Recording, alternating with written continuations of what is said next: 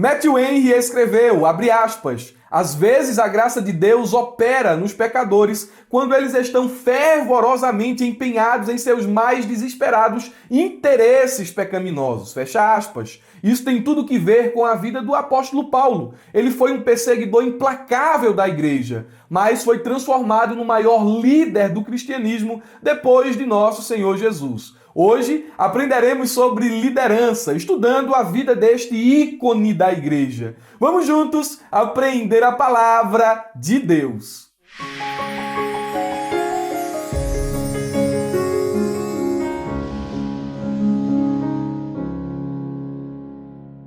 Meus irmãos, quero cumprimentá-los com a paz do Senhor Jesus. Tudo bem com vocês? Como é que estão as coisas por aí? Por aqui está tudo ok, graças a Deus. Para quem não me conhece, eu sou o presbítero e professor Murilo Alencar e revelo a minha alegria e gratidão a Deus por dar início a mais uma pré-aula da Escola Bíblica Dominical, revista Jovem CPAD. Hoje teremos a rica oportunidade de estudar a lição de número 12, penúltima lição deste trimestre, datada do dia 18 de dezembro de 2022, cujo título é A Liderança de Paulo. Antes de expormos aqui os tópicos, os pontos da lição, tenho dois recados importantes. Primeiro, para você que é aluno da ferramenta EBD, desfrute de todo o material exclusivo que postamos para você na plataforma da ferramenta. Não só o subsídio, não só essa videoaula, mas o material de marketing, divulgação, os cursos que estão disponíveis lá na plataforma da ferramenta. Aguarde que em breve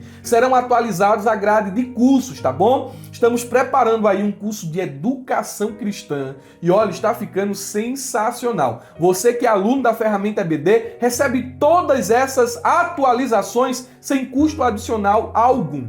Aos irmãos que estão nos assistindo por meio do YouTube, não passe por aqui sem deixar o seu like, sem se inscrever em nosso canal. Caso tu ainda não seja inscrito, rapaz, se inscreve aí logo e faz o seguinte, interage conosco nos comentários. E mais importante que isso, conheça a plataforma da ferramenta EBD. Irmão Murilo, como é que eu conheço a plataforma da ferramenta? É fácil, o link está aí na descrição do vídeo. Ou se não, nos chama lá no Instagram ou no nosso número lá por meio do Instagram, tá bom? Você vai falar conosco lá no direct e a gente vai passar o número do nosso WhatsApp, tá ok? Deus abençoe. Vamos à nossa aula de hoje. O nosso texto principal nos diz: Disse-lhe, porém, o Senhor: vai, porque este é para mim um vaso escolhido para levar o meu nome diante dos gentios. Atos capítulo de número 9 e o versículo 15. Na versão NVT, o texto diz: o Senhor, no entanto, disse. Quando aparece a expressão aqui, no entanto, Deus está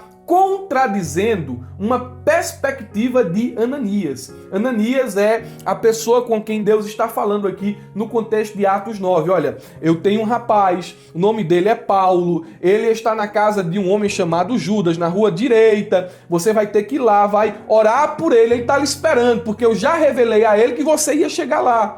Aí, meio que Ananias está dizendo assim, olha, mas Paulo é um vaso ruim, é um perseguidor da igreja. Aí Deus está aqui contrapondo o argumento de Ananias, dizendo, olha, no entanto, disse o Senhor, vá, pois Saulo é o instrumento que eu escolhi para levar a minha mensagem aos gentios e aos reis, bem como ao povo de Israel. Deus gosta de quebrar expectativa. Como Paulo vai dizer mais tarde, ele usa os que não são para confundir os que são, para que a glória da excelência seja dele e não da criatura, e não dos homens. Na paráfrase NTLH, o texto diz, mas o Senhor disse a Ananias, vá, pois eu escolhi esse homem para trabalhar para mim, a fim de que ele anuncie o meu nome aos não-judeus, aos reis e ao povo de Israel. Dentro do versículo aqui, nós podemos levantar alguns pontos importantes. Primeiro, aqui nós temos aqui um destrinchamento de todo o ministério do apóstolo Paulo, de toda a sua responsabilidade. Dentro da liderança de Paulo estavam algumas responsabilidades: levar o nome de Jesus, pregar aos gentios, pregar aos reis E aqui nós temos a natureza desse ministério, como se daria esse ministério. Não seria um ministério fácil. Deus, eu vou mostrar a ele o quanto se deve padecer pelo meu nome. Ele vai saber na pele o que é sofrer pela minha obra. E dentro das Escrituras, nós encontramos aqui Paulo cumprindo cabalmente o seu ministério pré-anunciado pelo Senhor Jesus. Por exemplo, em 1 Coríntios, capítulo 1, versículo 22 ao 24, a Bíblia nos fala que ele levou de fato o nome de Jesus. Ele pregava sobre o nome de Jesus. Nos diz o texto, porque os judeus pedem um sinal e os gregos buscam sabedoria, mas nós pregamos a Cristo crucificado, que é escândalo para os judeus e loucura para os gregos. Olha, você pode pregar aqui uma coisa, você pode pregar ali outra, mas nós pregamos o Cristo crucificado. Glória a Deus. E ele diz assim, pode ser loucura para os gregos, mas para os que são chamados, tanto os judeus como os gregos, lhe pregamos a Cristo, poder de Deus e sabedoria de Deus. Então, Paulo cumpria o seu ministério na íntegra quando ele anunciava o nome de Jesus. Em segundo lugar, Paulo prega aos gentios. Romanos capítulo 11, versículo 13, o texto diz: porque convosco falo, gentios, que, enquanto for apóstolos dos gentios, exalto o meu ministério. 1 Timóteo 2,7 diz: para o que digo a verdade em Cristo, não minto. Fui constituído pregador e apóstolo e doutor dos gentios na fé e na verdade. Paulo, como líder, ele sabia a natureza, o propósito de seu chamado, de sua vocação. Paulo prega até para os judeus, lá em Atos capítulo 17, versículo 1 ao 3, a Bíblia diz: e passando por Anfípolis e Apolônia, chegaram a Tessalônica, onde havia uma sinagoga de judeus. E Paulo, como tinha por costume, pessoal, como essa expressão é importante, por costume, foi ter com eles, e por 3 sábados disputou com eles as Escrituras, expondo e demonstrando que convinha que o Cristo padecesse e ressuscitasse dentre os mortos, e este Jesus, que vos anuncio, dizia ele, é o Cristo. Paulo, ele também prega para os reis. Atos capítulo de número 26, versículo 1 ao 3, a Bíblia diz: depois Ágripa disse a Paulo: é permitido que te defendas. Então Paulo, estendendo a mão em sua defesa, respondeu: tenho-me por feliz, ó rei Agripa, de que perante ti me haja hoje de defender todas as acusações de que sou acusado pelos judeus, igualmente sabendo eu que tens conhecimento de todos os costumes e questões que há entre os judeus. Por isso te rogo que me ouças com paciência. Ele expõe a respeito de Jesus as verdades que ele recebeu.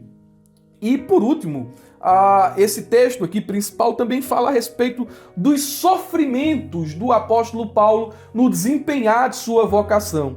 E Paulo, ele fala um pouco disso lá em 2 Coríntios capítulo 11, versículo 24 ao 28. Eu não vou ler, mas você pode anotar essa referência ou baixar o subsídio e perceber, constatar, conferir, confirmar que o texto principal, ele se cumpre na íntegra a respeito do ministério do apóstolo Paulo. Ele pregou aos gentios, ele pregou aos reis, ele pregou aos judeus, ele padeceu, mas mesmo assim ele foi perseverante em anunciar o nome de Jesus. O apóstolo Paulo é um líder excepcional. O resumo da lição nos diz: Paulo foi um dos líderes mais importantes da igreja do primeiro século. Ele é um modelo de uma liderança bem-sucedida. Charles Swindoll, um escritor muito conhecido pela sua habilidade em escrever, em descrever com amor, com paixão os acontecimentos bíblicos, ele disse sobre o apóstolo Paulo: terrorista convertido, autor inspirado, professor excepcional e conselheiro paciente. Esse incomparável personagem apareceu audacioso no palco do primeiro século, marcando presença de forma indelével e grandiosa que jamais seria esquecida. Sua vida magnífica, seu ministério impressionante. Embora considerado santo por alguns hoje, ele era o maior dos pecadores, segundo sua própria definição. Ninguém mais na Bíblia, além de Cristo, exerceu maior influência no mundo de então, bem como em nosso mundo atual, do que Paulo. era um homem de imensa coragem, resoluto, intérprete, diante das dificuldades e dos perigos, firme, persistente e incansável. Paulo desempenhou sua missão divina com decisão inabalável e Deus usou poderosamente sua vida numa verdadeira revolução do mundo para Cristo em sua geração. Então, o Charles Swindoll, ele resume muito bem aqui a história do apóstolo Paulo, de sua vocação, de sua liderança, de seu ministério. De fato, ele foi uma personagem incomparável dentro da história das missões, dentro da história canônica do Novo Testamento. Paulo foi um ícone da igreja. A nossa lição de hoje, ela tem aqui propósitos definidos, e eles são, primeiro, apresentar o caráter ministerial de Paulo, segundo, compreender os principais aspectos da liderança de Paulo, e terceiro, explicar os aspectos práticos da liderança de Paulo.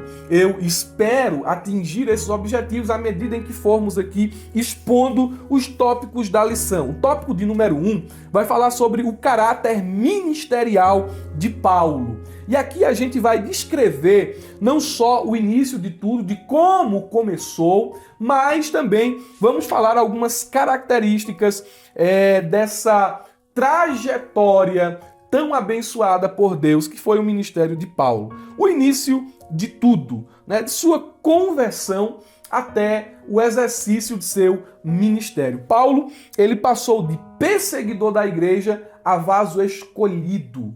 Deus, ele quebrou o vaso ruim, que era o apóstolo Paulo, tirou as impurezas do barro e fez um vaso novo. Veja algumas características de Paulo, né? Ou Saulo de Tarso, como queiram alguns descrevê-lo. Saulo era uma fera selvagem. E nós temos aqui nota disso em Atos capítulo 9, versículo 1, capítulo 22, versículo 20, capítulo 26, versículo de número 11.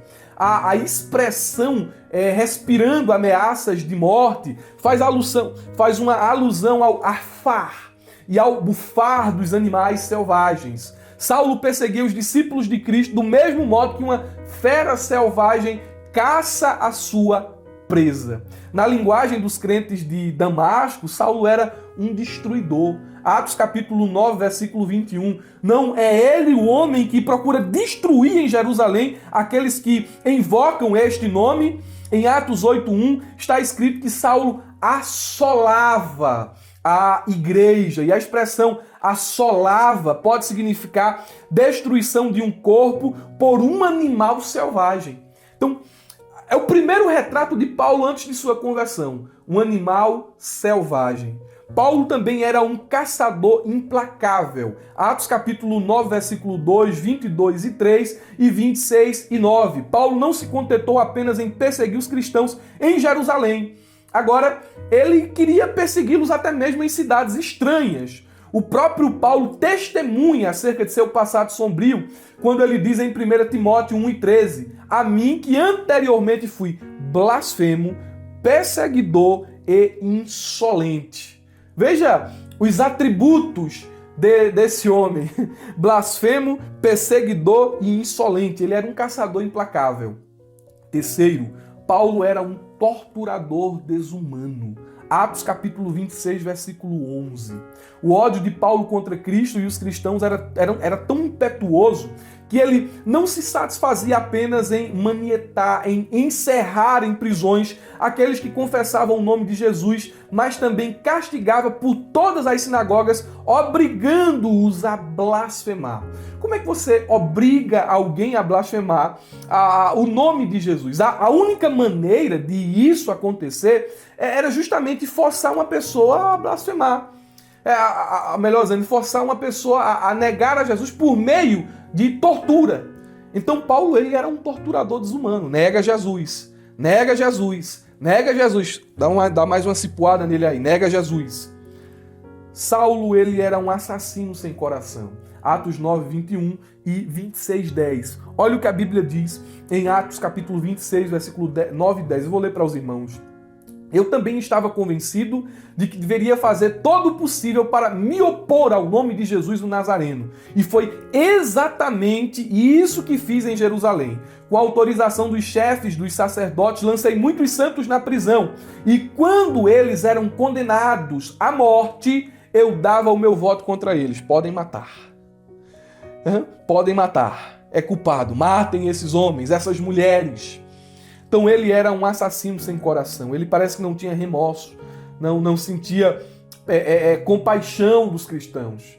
Só que esse assassino sem coração, esse torturador desumano, esse animal selvagem, esse caçador implacável, se transformou em um vaso escolhido. Foi desse homem que o Senhor disse: vai, porque este é para mim um vaso escolhido para levar o meu nome. Deus tem poder de transformar as pessoas. E o apóstolo Paulo é um grande exemplo disso aqui. Não tem ninguém tão pecador que ele não possa salvar. Não tem ninguém tão perdido no pecado que ele não possa resgatar, transformar, mudar, dar um banho com seu sangue e usar na sua presença. A prova cabal aqui é o ministério do apóstolo Paulo. Então, houve aqui, o início de tudo foi um início de tragédia, um homem perseguidor, um início de trevas. Mas Deus trouxe luz sobre as trevas, sobre o mundo de trevas que vivia o apóstolo Paulo. O segundo ponto do nosso tópico 1 vai falar sobre o treinamento. As coisas não acontecem do dia para a noite. Quando a gente lê o livro de Atos, às vezes foge assim do nosso imaginário que os 28 capítulos ali, eles têm uma duração de mais ou menos 30 anos. Então não foi um estalar de dedos.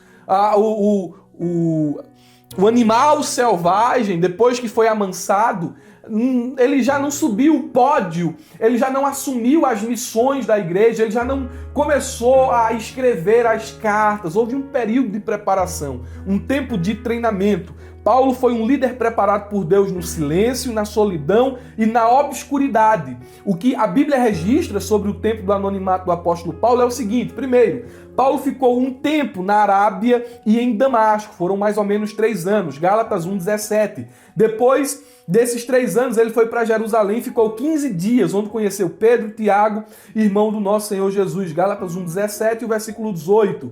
Depois Paulo voltou para sua terra natal, em Tarso, na Cilícia e Síria. Tarso, na Cilícia, na Síria, Gálatas 1:21. Mais ou menos 14 anos depois de seu encontro com Jesus, a caminho de Damasco, Barnabé foi buscar Saulo na cidade de Tarso. Atos 11:24, Gálatas 2:1. Nós podemos extrair aqui algumas lições sobre esse período de treinamento do apóstolo Paulo, do anonimato ao palco das missões. Primeiro, quando Deus ele nos prepara para um ministério eficaz, ele inclui o que gostaríamos de omitir, um período de espera.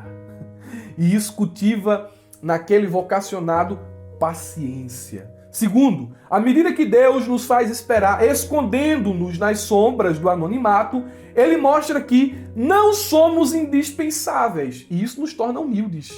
Esse período de 14 anos que Paulo passou ali, a igreja crescia. E Deus estava mostrando a Paulo: te usar é uma expressão da minha graça.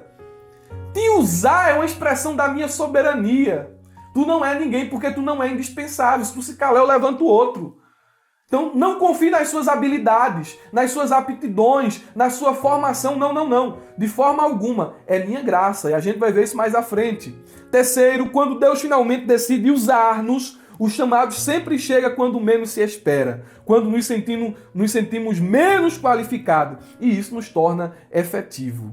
O terceiro ponto aqui a se falar dentro do primeiro tópico é o princípio de autoridade.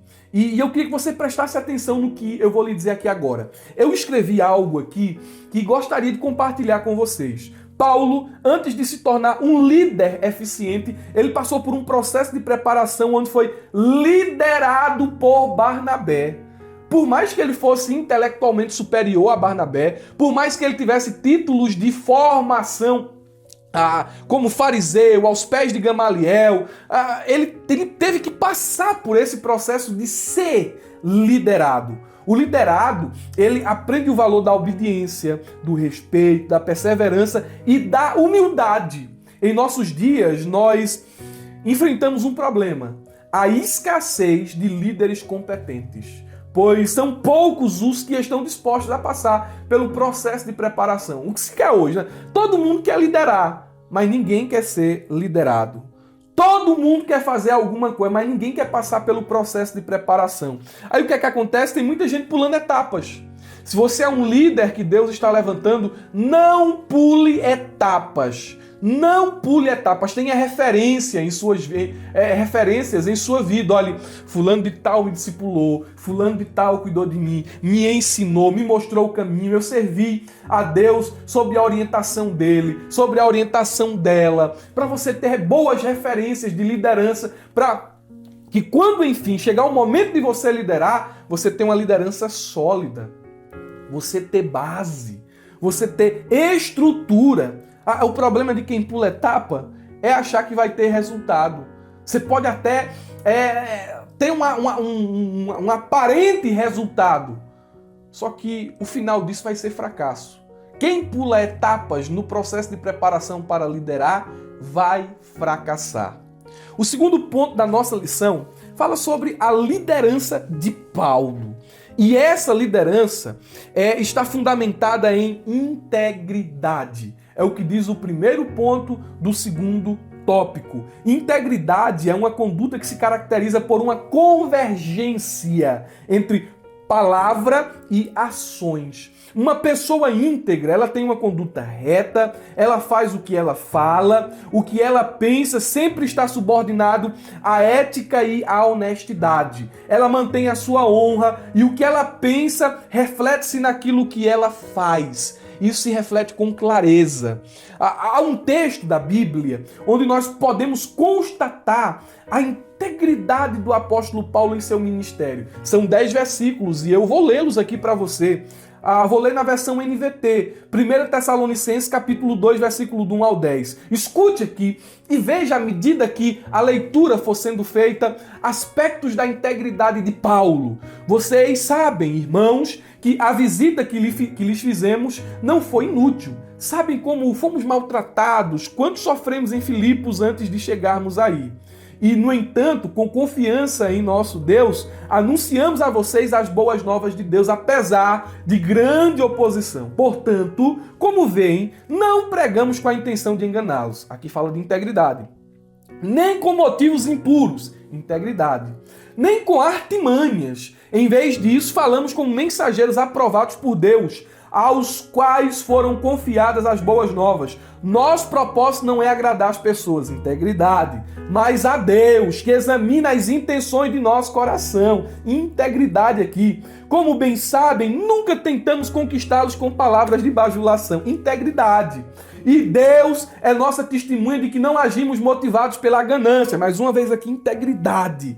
Quanto ao reconhecimento humano, nunca buscamos de vocês e de nenhum outro, integridade. Ainda que, como apóstolos de Cristo, tivéssemos o direito de fazer certas exigências. Agimos como crianças entre vocês. Ou melhor, fomos como a mãe que alimenta os filhos e deles cuida. Nós o amamos tanto que compartilhamos com vocês não apenas as boas novas de Deus, mas a nossa própria vida. Não se lembram, irmãos, de como trabalhamos arduamente entre vocês? Noite e dia nos esforçamos para obter sustento a fim de não sermos peso para ninguém enquanto lhes anunciamos as boas novas de Deus. Vocês mesmos são nossas testemunhas.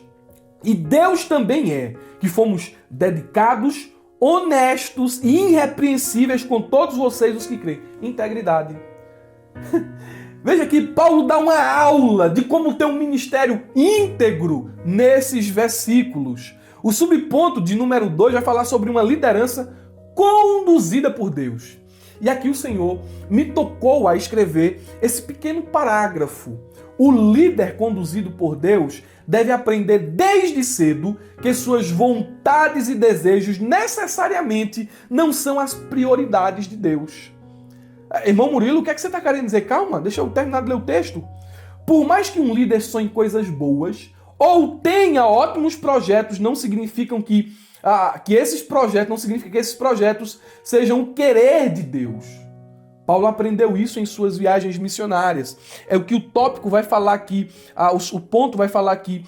Ele vai falar que Paulo quis pregar em Bitínia, quis pregar na Ásia, mas Deus disse a ele, não, de jeito nenhum. E eu escrevi, Paulo, ele aprende isso em suas viagens missionárias. Por mais que pregar o evangelho na Ásia ou em Bitínia fosse um sentimento nobre, não era o que estava no coração de Deus para aquele momento. E uma liderança conduzida por Deus deve ser sensível e obediente às orientações divinas. Às vezes a gente quer questionar com Deus. Mas Deus, pregar o evangelho em Bitínia não é uma coisa boa? Tem gente lá precisando ouvir a palavra. Pregar na Ásia não é uma coisa boa? É uma coisa boa, mas não é o meu projeto para esse momento. Eu tenho uma urgência maior, Paulo.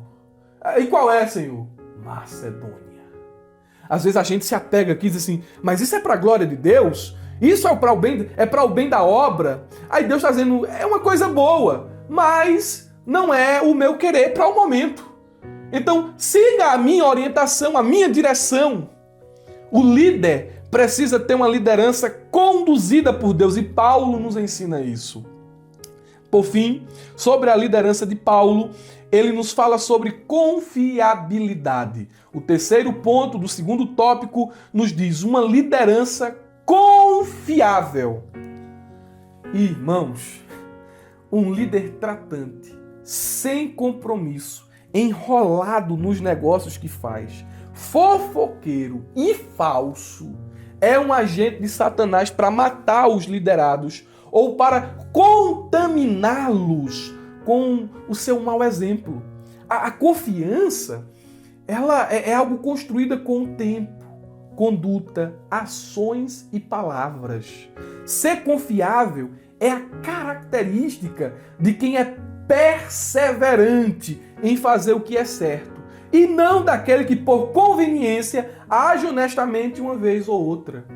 Então, quando olhamos para a vida de Paulo e percebemos que ele tinha a confiança dos apóstolos, da igreja, até dos descrentes, como é o caso aqui dos centuriões, que confiaram a Paulo ali, muitas vezes a chave do cárcere, a liderança, a direção para algumas questões, isso ali não é fruto de alguém que hoje faz o certo e amanhã faz o errado. Isso é fruto de uma vida de alguém que tem solidibilidade, de alguém que é constante na prática de fazer aquilo que é certo. Perseverança. Para se perder a confiança é muito fácil. Agora, para construí-la ou reconquistá-la, isso leva muito tempo. Então, valorize esse atributo. Seja alguém confiável. Amém? Paulo nos ensina que a liderança eficaz, ela é fundamentada em confiabilidade. Os líderes precisam olhar os liderados precisam olhar para o seu líder e dizer assim, nós podemos confiar nele. Ele não vai nos abandonar no meio do caminho. Ele não é inconstante. Ele nos valoriza. Ele está presente. Ele vai conosco até o fim. Paulo nos ensina isso. O terceiro ponto fala sobre os aspectos práticos da liderança de Paulo. E olhe, o primeiro ponto aqui do terceiro tópico, ele vai falar sobre Paulo conhecia suas limitações. Tem líder que não conhece suas limitações. Ou acha que pode fazer tudo sozinho, ou que sempre está acima dos seus liderados. Pelo contrário, o fato de você ser líder, de você liderar, não significa necessariamente que você é superior em todos os aspectos aos seus liderados. Talvez você seja superior só por uma questão de função, mas por uma questão de qualidade, de habilidade, de atributo, você tenha muitos liderados que sejam superior a você. De modo que o líder, ele não pode ser individualista. O líder, ele não pode ser ciumento. O líder tem que ser alguém que trabalha, que exerce a sua vocação, ciente de que não sabe de tudo, ciente de suas limitações. A arrogância e o orgulho são atributos que empobrecem a liderança.